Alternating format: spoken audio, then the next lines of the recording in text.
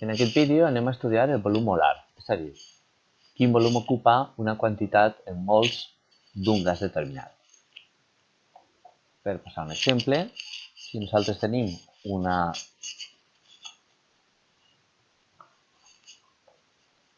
el clorur de sodi i volem calcular el pes molecular del clorur de sodi, el pes molecular del clorur de sodi serà la massa del sodi, 22,99,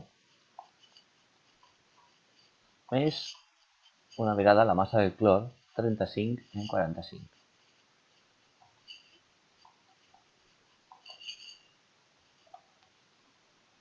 És a dir, que el pes molecular del clorur de sodi és de 58 amb 44 grams per mol. Això què significa? Doncs això significa que si jo tinc una quantitat de clorur de sodi, 58,44 grams, equivalen a un mol.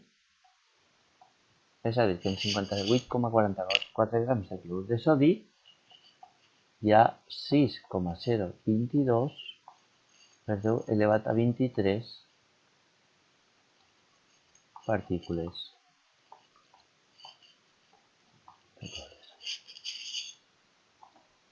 Però què passa si parlem d'un gas? Aquí dins del globus, hi ha oxigen, hi ha nitrogen, hi ha diòxid de carboni, etc.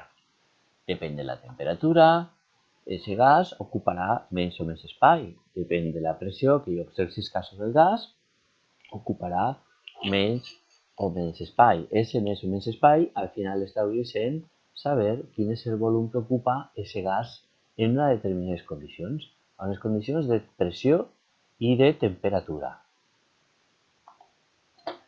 Per tindre una posició comú se defineixen unes condicions que se diuen condicions normals. Aquestes condicions normals equivalen a una atmosfera de pressió i equivalen a 273 kèlvins de temperatura. En aquestes condicions, un mol de qualsevol gas ocupa 22,4 litres. Aleshores, si volem calcular els mols d'hidrogen que hi ha en una quantitat de volum, en 40 mil·lilitres, què haurem de fer? Primer que res, hem de recordar que l'hidrogen és una molècula que està formada per dos àtoms d'hidrogen, és a dir, s'expressa com H2 i a més en estat gasós. Més coses. El volum que nosaltres hem de transformar a mols, el volum d'hidrogen, és de 40 mil·lilitres. I l'estratègia és passar des d'aquests mil·lilitres a mols.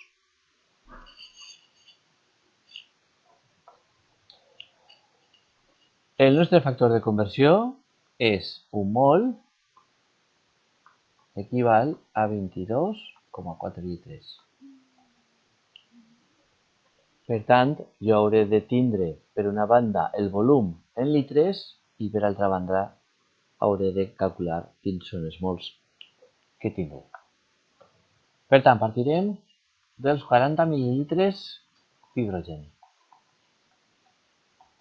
Primer passarem de mil·lilitres a litres.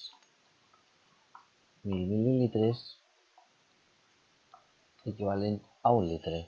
En aquest cas tindrem un litre d'hidrogen. I una vegada tenim el volum en litres, convertirem els litres a mols, aprofitant el nostre factor de conversió que està aquí. Si jo dalt tinc litres i he de convertir a mols, dalt posaré els mols, un mol equival a 22,4 litres. Aleshores, mil·lilitre i mil·lilitre se'n van, litre i litre se'n va, i l'única unitat que queden són els mols.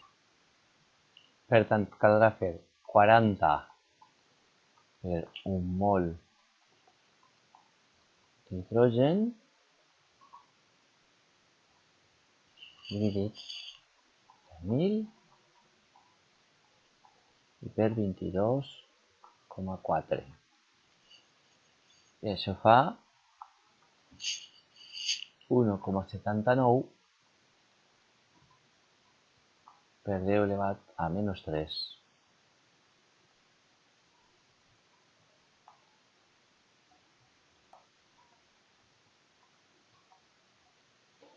Per tant, 40 mil·lilitres d'hidrogen equivalen a 1,79 per 10 elevat a menys 3 mol.